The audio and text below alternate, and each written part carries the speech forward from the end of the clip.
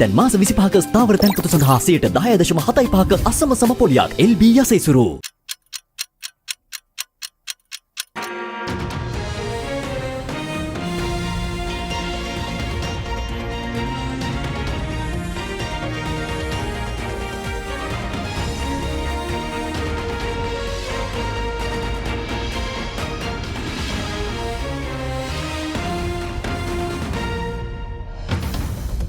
Tonight, on First at 9 this Sunday the 15th of February 2026. Deadly sparks. Police identify 4 suspects allegedly involved in the Akuregoda double murder. 2 fatal shootings in the western province claim 2 lives. Legal shutdown. Bar Association decides to boycott courts across the island in protest of the Akuregoda double murder. Power panic. CEB's proposal to increase electricity tariffs sparks outrage. Coal shipment delays could lead to blackouts and power cuts, warns government pillar. Traders beware. Possible legal action against those purchasing paddy below the certified price, says the Minister of Agriculture. Kalin baby soap rupial anuwakata. Kalin baby podi hamotamai. This is Derana First at 9. Live from Studio 24 in Colombo. Good evening and welcome to First at 9 on the Derana News channel. I'm Aditya Singh joining you live with the latest in Sri Lanka and around the world. Brought to you by the only Sri Lankan media network to rise to the pinnacle across all media platforms. Recognized as the best by every survey and beloved by the people. In your top story tonight, across Sri Lanka and around the world, Hindu devotees marked Mahashivratri today with prayer and reflection, observing one of the most sacred nights in the Hindu calendar. The festival dedicated to Lord Shiva symbolizes spiritual awakening and the triumph of wisdom over darkness. Mahashivratri, the great night of Shiva, is one of the most spiritually significant festivals in the Hindu tradition. It is a sacred night dedicated to Lord Shiva, revered as the embodiment of stillness, consciousness and cosmic balance. Spiritually, Mahashivratri symbolizes the transition from darkness to awareness and from ignorance to wisdom. It is observed as a time of reflection and devotion when worshippers turn inward, setting aside worldly distractions to connect with the timeless and formless essence of Shiva. In Sri Lanka, members of the Hindu community gathered at kovils across the country to observe the spiritual significance of the festival. Extending his warm felicitations for a meaningful celebration of Mahashivratri, President Anurakkumara Dissanayake described the festival as an opportunity to strengthen solidarity during a time of renewal, particularly after the country faced one of the most severe natural disasters in recent history. Prime Minister Dr. Harini Amarasuriya, in her message, extended warm greetings to the Hindu community, stating that the festival reminds us of the shared values that unite us and the strength to overcome challenges through faith and unity. Opposition leader Sajith Premadasa, in his Shivaratri message, called on all citizens to come together in prayer so that the light within the hearts may spread across the nation and guide the country toward a prosperous Sri Lanka. Central Finance Duke Aduwatawa! Senior DIG in charge of the Western Province, Sajeeva Madhavatta, confirms that the police have identified 4 suspects implicated in the murder of an attorney-at-law and his wife in Akuregoda, Thalangama.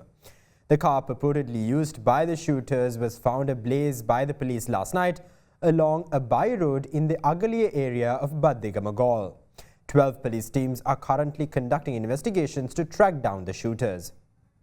A lawyer and his wife were killed in a shooting incident that occurred around 5 p.m. on Friday in the parking lot of a supermarket located about a kilometer from the Akuregoda Army headquarters in Thalangama. 2 unidentified gunmen who arrived by car opened fire using a pistol and a T56 rifle before fleeing the scene. The victims have been identified as 44-year-old lawyer Buddhika Mallavarachchi and his 42-year-old wife W.A. Nisansala. The vehicle carrying the shooters collided with a motorcycle near the Kottawa Friday market Supermarket junction. Police later discovered that the car bore a fake number plate. 12 special police teams, including officers from the Criminal Investigation Department, Police Special Task Force and the Police Central Crime Investigation Bureau were deployed to locate the shooters under the IGP's instructions. The police sought public assistance in identifying those involved, requesting information regarding the car bearing the number plate EPKI-7738, particularly any footage captured on dashboard cameras. The car used by the shooters had been abandoned along a by-road in the Baddegama Agaliya area of Galle. Officers who immediately went to the location found the vehicle still on fire.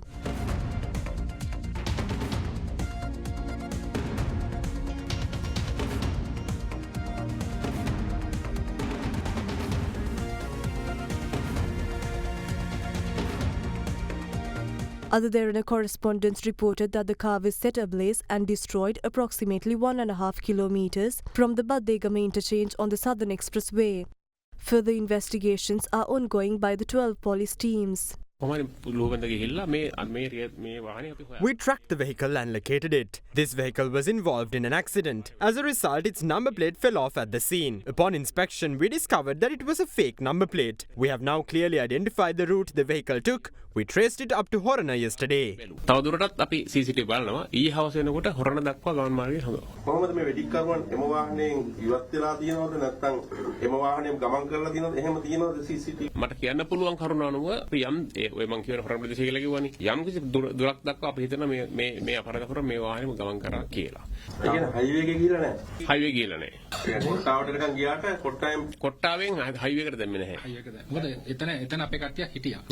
ඒ හින්දා කොට්ටාවේදී U-turn එකක් එනවා. ඔබ දකින්න මේ අපරාධකරුවන් ගමන් The vehicle suspected to be used by the shooters was set ablaze. However, we will only provide further confirmation after receiving the government analyst's report. It is important to note that there are many involved in the double murder despite only 2 shooters being involved directly. So far, we have identified 4 suspects and we have gathered credible information in this regard. මේ නීතිඥවරයා අපරාධකරුවන් සමග සම්බන්ධතා පවත්වා තිබුණා කියලා. මේ වෙඩි තැබීමට පෙර පොලිසියට හෝ ආරක්ෂක අංශවලට අනාවරණය වීමක් වෙලා තිබ්බද?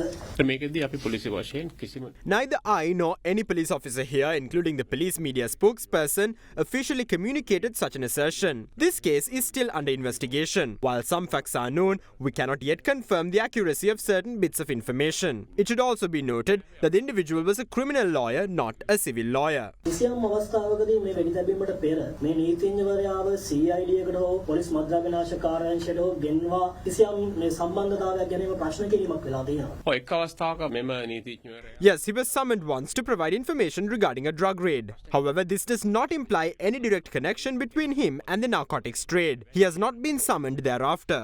නීතිඥවරයාට තර්ජන තිබ්බයි කියලා ඔබතුමාලට පැමිණිල්ල මේ නීතිඥවරයා තිබුණු කිසිම තර්ජන සම්බන්ධයෙන් තොරතුරක් පොලිසියට වාර්තා කරලා තිබුණේ නැහැ. ඉතින් පාතාල කල්ලි අතර ගැටුමක ප්‍රතිඵලයක්ද මේකත් යම් කිසි දෙයක. ඉතින් අපි හිතනවා මේ වගේ සමහරවිට We believe there may have been a connection, but we cannot be completely certain. We are investigating this possibility and are not dismissing this theory at any stage. මේ සාමාන්‍යයෙන් කල්ලි දෙකක් අතර ගැටුමක ප්‍රතිඵලයක් කියන අපි බැහැර කරන්නේ නැහැ. අති ආරක්ෂිත කලාපවල මෙහෙම වෙඩි තැබීම් වෙද්දී සාමාන්‍ය මිනිස්යාගේ ජීවිතය ආරක්ෂා කරන්න පොලිසියට හැකියාවක් තියෙනවා. මේක මේ පොලිසියේ තියෙන අසමත්භාවය නෙමෙයිද?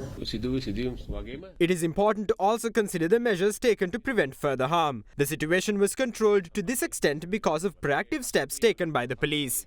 Meanwhile, the remains of the lawyer and his wife have been placed at a private funeral parlour in Colombo. Relatives, lawyers and members of the public arrived to pay their last respects. Members of the Bar Association of Sri Lanka resolved to abstain from appearing in courts island-wide tomorrow in protest of the tragic murder of an attorney-at-law carried out in broad daylight last Friday. The association cautioned more decisive measures should the ongoing investigation fail to be conducted in a proper and credible manner. The Bar Association of Sri Lanka summoned all its members to Halsdorf, Colombo this afternoon to deliberate on the course of action following the murder of an attorney and his wife in the Akuregoda area. This marks the first such gathering convened by the association since 2012. The previous emergency general meeting was convened during the impeachment of former Chief Justice Shirani Bandaranayake in Parliament. Accordingly, the special meeting chaired by senior members of the association commenced at approximately 3 p.m. During the deliberations, members expressed a range of views on the matter. It was ultimately resolved that attorneys at law across the island would withdraw from all professional duties tomorrow as a mark of protest. Following the discussion, participating lawyers proceeded to march towards the Halsdorf Chief Magistrates Court, demonstrating their opposition to the brutal killing in Akuregoda. During the course of the meeting, some firm unanimous decisions were reached. As the Bar Association, we call upon the government to take immediate and effective measures to end the prevailing culture of violence and killings in the country and to guarantee the safety and security of the public at large. The government must ensure the safety of all citizens, not just attorneys. Secondly, members resolved not to appear before courts across the island tomorrow in respect of any matter. We further urge all law enforcement authorities to take swift and decisive steps to apprehend those responsible for this heinous crime and to ensure that they are brought to justice. Finally, we strongly condemn the dissemination of false and misleading information allegedly issued by the police and other parties in relation to this matter. At the moment, no suspects have been apprehended in connection with this murder, despite 2 days having passed since the tragic incident. However, we've seen a number of different stories through social media. How can such information be uncovered if a suspect has still not been identified? It is for this reason that we deem the situation to be unethical. We strongly condemn these actions. The Bar Association, together with its membership, will convene a further meeting to consider more decisive measures should the ongoing investigation fail to be conducted in a proper and credible manner.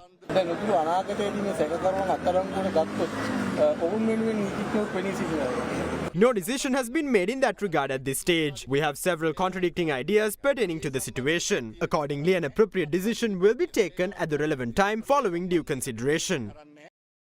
Undeterred by the government's crackdown on organised crime, 2 separate shootings with links to the underworld took place last night in Colombo 13 and Kaluthara North, claiming 2 lives and leaving 4 individuals injured.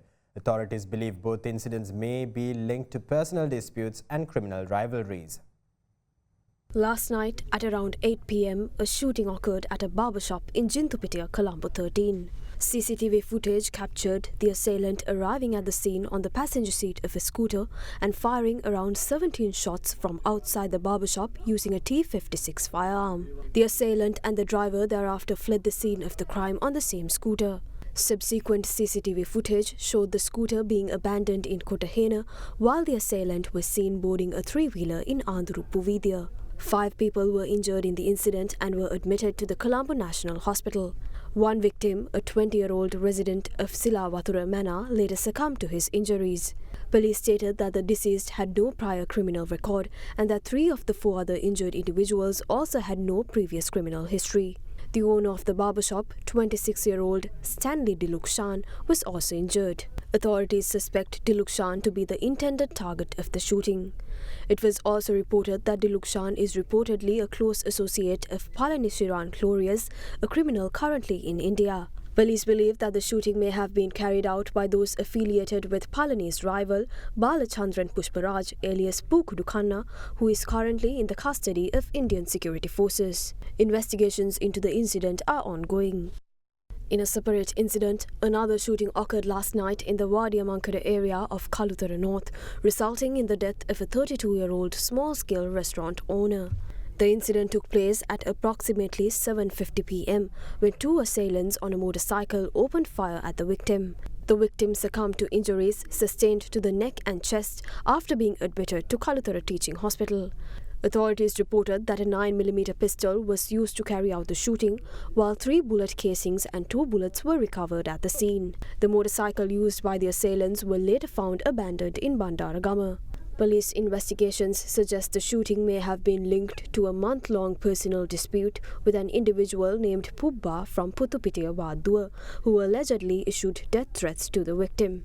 Pubba's elder brother, Praveen Pushpakumara, a known criminal currently hiding in Dubai, is suspected of orchestrating the murder. In total, Sri Lanka has seen 9 shootings so far this year, with 9 fatalities being recorded and 8 sustaining injuries. Now, opposition leader Sajith Premadasa says the government must clarify to the country how criminals can carry out Chicago-style murders even in high-security zones. The opposition leader made this statement today through a press release.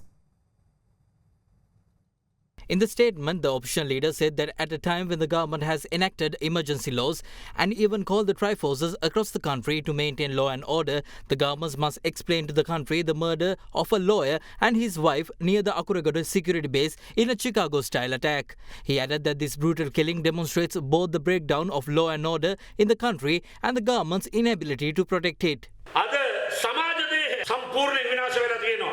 The entire fabric of society has been severely damaged. As a lawyer, one would never expect to be killed on the street simply for representing a person accused of a crime. Under our legal system, a person is considered innocent until proven guilty.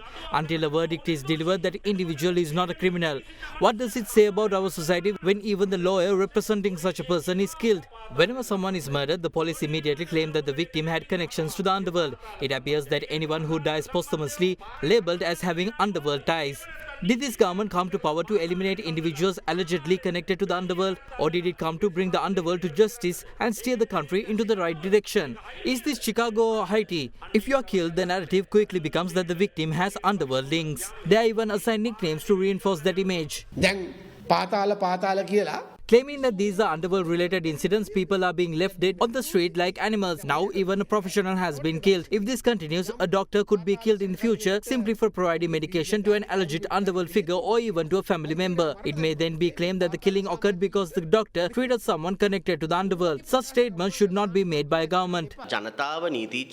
A time has come when civilians, lawyers and other professionals are being killed on the streets. However, while the government appears focused on media engagements, we do not see a committed effort to resolve these issues. Not every incident can be prevented. A shooting carried out by two individuals on a motorcycle is not easy to stop even if the entire army is deployed in Colombo. But that does not mean we are satisfied with the situation. The governments must take action. In 2026, during the president's speech in Kandy, it was stated that 2026 would be the year in which the rule of law is established. If this is how 2026 begins, what will the middle and end of the year look like? This killing culture was inherited from previous political practices. Only our government will put an end to it. Under the leadership of the president, we have launched the national mission, A Nation United. We must eliminate both the underworld and this culture of killing.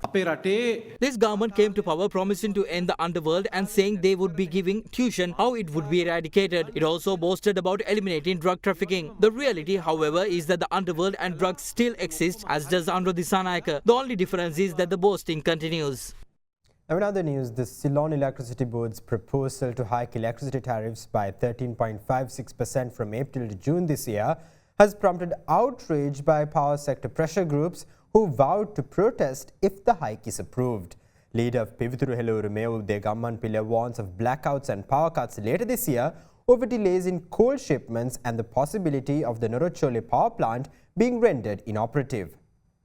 Through the electricity tariff revision carried out 4 times a year, the Ceylon Electricity Board initially proposed an 11.57% increase in electricity tariffs for the first quarter of 2026. However, the proposal was not approved by the Public Utilities Commission of Sri Lanka. The Commission decided not to revise the tariffs, citing the CEB's failure to submit a formal tariff revision proposal within the stipulated time frame. It also instructed the CEB to submit a tariff revision proposal for the second quarter of 2026 before February 13th. Accordingly, the CEB has submitted a new proposal to the PUCSL requesting a 13.56% increase in electricity tariffs for the second quarter of this year. The proposed revision, if approved, will apply from April 1st to June 30th. After reviewing the proposal, the Commission is expected to initiate a public consultation before announcing its decision on the tariff revision. Following the proposal to hike electricity tariffs, many stakeholders expressed their views on the matter today. මෙයාලා එනකොට කිව්වේ 132කින් අඩු කරනවා කියලා විදුලි බිල. මොනවද දැන් අඩු කරලා තියෙන්නේ? අපි මේ විදුලි බිල වැඩි කරනකට විරුද්ධයි. අපි පන්දන් අරගෙන එළියට බහින ඔෆ්සේ. ලේසියට ගන්න එපා මේ දේවල්. දැන් කවුද මේ බාල ගල්ලඟුරු ගෙනල්ලා ඉවරලා ඒවැ පාඩුව දරන්නේ? අනිවාර්යෙන් අප්‍රේල් ඉඳලා ජූනි වෙනකොට මේ කියන විදුලි බිල මීටත් වඩා ප්‍රමාණයකින් වැඩි වෙනවා. Meanwhile, Udaya Gammanpilla, leader of Pivithuru Heluru, warns of blackouts and an energy crisis between April and September over the possibility of the Norochole coal power plant being rendered inoperative. Due to coal shipment delays, the country may face a serious electricity crisis from the end of July to mid-September. As a result, the country could experience widespread power outages. The cost of generating 1 unit of electricity could rise to at least 90 rupees, significantly increasing tariffs. The possibility of the Norochole coal power plant being rendered inoperative is the cause behind this looming crisis. With the advent of the southwestern monsoons from the 15th of April to the 15th of September, the supply of coal will have to be suspended owing to the geographical positioning of the coal power plant. At the moment, we can only import 19 shipments of coal. Considering this fact, let's estimate the amount of days remaining until we run out of coal. Our calculations indicate that we have 212 days till we run out of coal. The 212th day of the year falls on the 31st of July. The earliest possible day to resume coal imports falls on the 15th of September. This means the Norochole coal power plant could remain inoperative for approximately 1.5 months. ඒ කියන්නේ නොරොච්චොලේ විදුලි බලාගාරය මාස එකමාරකට ආසන්න කාලයක් අක්‍රිය වීමට නියමිතයි. මේ අවුරුද්ද 3 වෙනි කාර්තුවේ සහ 4 වෙනි කාර්තුවේ A significant increase in the electricity tariff is expected in the 3rd and 4th quarters of this year. The coal supply fraud has been highlighted as one of the reasons for this tariff hike. A loss of 3 billion rupees was sustained because of 5 shipments. This loss is expected to rise to 15 billion rupees when the remaining 25 shipments arrive. The key issue is how this loss will be covered. One way to do that is to hike electricity tariffs. ඊට පස්සේ ප්‍රශ්නේ තියෙන්නේ මේ මුළු පාඩුව විදුලි බිලට එකතු ගල්ලංගුරු සම්බන්ධව ක්‍රියාවලිය. On the matter of the coal shipments, we have the decision on one hand and the technical procedure on the other. We have only handed out the right decisions. We have never subdued those decisions to political needs. Then there are also technical procedures in place. It is only natural for some issues to arise when implementing these processes. However, we have given the right instructions to overcome those impediments. Despite our efforts, the opposition tries to allege that the impediment was caused by the government to satisfy its needs. Their primary objective is to destroy the trust people placed in the government.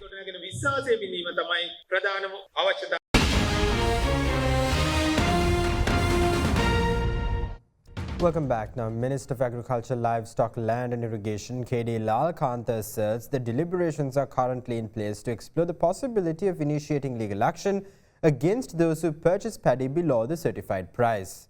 This comes off the back of concerns raised by farmers claiming that in the absence of government warehouses being opened to purchase paddy, private buyers are exploiting the situation by offering significantly reduced prices for their harvests.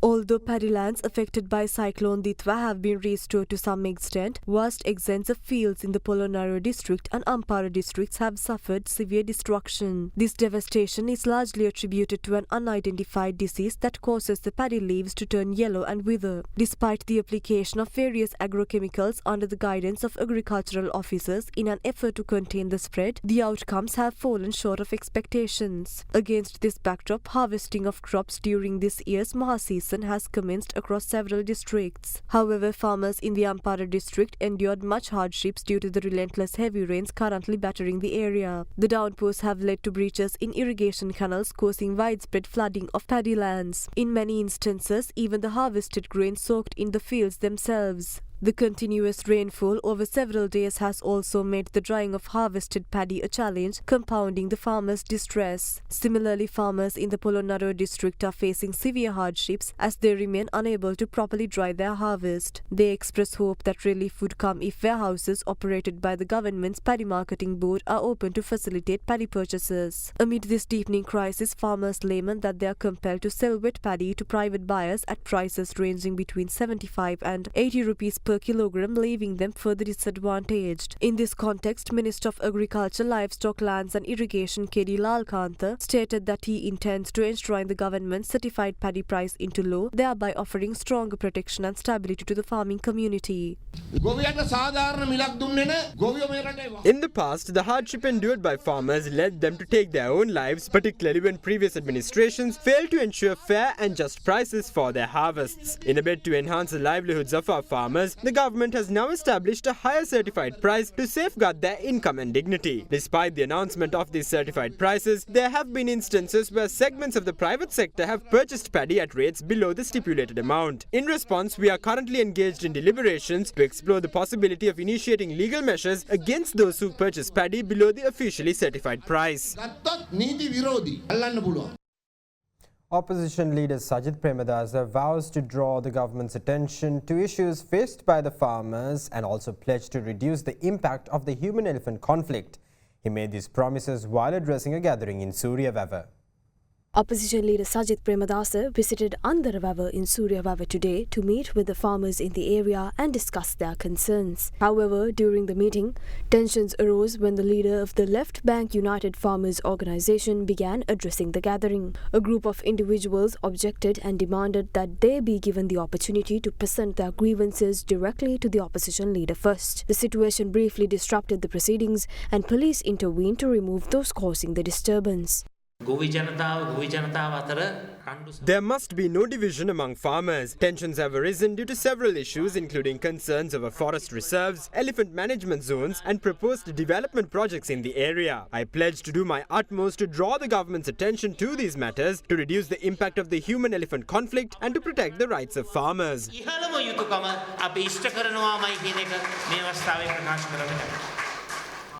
Leader of the Sarvajana Balaya, Member of Parliament Dilith Jayavira points out that the lack of coherent economic vision and a strategic plan subjected the country to considerable hardship. Speaking at the inauguration of Sarvajana Sabha in Galle today, Jayavira claims that a narrow-minded leadership cannot steer the country towards meaningful progress. The inauguration of the Sarvajana Sabha in the Uduvalipitiya division of Nagura, Galle was held today under the patronage of leader of Sarvajana Balaya, Member of Parliament Dilith Jayavira. On the occasion, a vegetable and fruit dehydrating machine was also donated to the Sarvajana Sabha with the aim of supporting local livelihoods and promoting value-added agricultural production. The concept of Sarvajana Sabhas is not a platform where citizens are compelled to attend under police pressure to project political strength. It does not reflect the traditional political culture. What then is the purpose behind establishing Sarvajana Sabhas? They are intended to bring about transformative and revolutionary change the nation urgently requires in order to cultivate a model and principled political culture. In fact, Sarvajana Sabhas represent one of the most innovative political initiatives to emerge in recent times. As the country marks its 78th year of independence, the burden weighing upon it appears to have intensified. The absence of a coherent economic vision and a strategic plan has subjected the nation to considerable hardship. Leaders constrained by narrow thinking cannot steer the country toward meaningful progress. Instead, excessive and unnecessary taxation has been imposed on the people, driving many further into economic distress. Yet we stand as a collective of self-confident individuals who have successfully built enterprises through determination and resilience. Accordingly, we are committed to establishing Sarvajana Sabhas throughout the country, dedicating our full resources, time and energy to this endeavor. In line with this vision, Sarvajana Sabhas will be formed in every village and city across the country.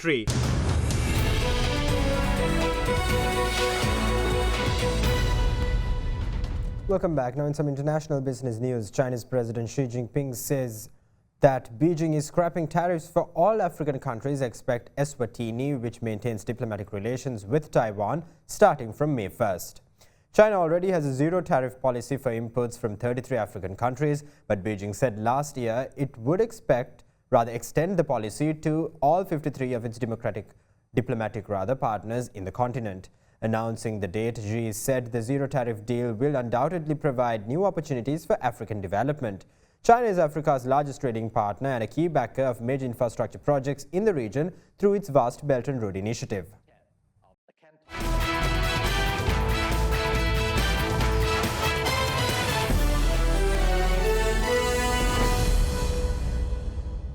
Now in your sports news, the much anticipated India-Pakistan clash at the T20 World Cup is currently underway at the R. Premadasa Stadium in Colombo, drawing massive global attention. Pakistan, after winning the toss, elected to ball first. India, at the end of 20 overs, had reached 175 for the loss of 7 wickets. Pakistan scored 61 runs in 8 overs with only 6 wickets remaining as of a short while ago. The high-profile encounter gained added attention after Pakistan initially expressed reluctance to play against India. Security around the stadium was significantly tightened with all tickets sold out well in advance. Amid global attention, the two captains refrained from shaking hands after the toss, with Pakistan captain Salman Agha opting to field first. That's all the news we have for you tonight. Thank you. Have a great night.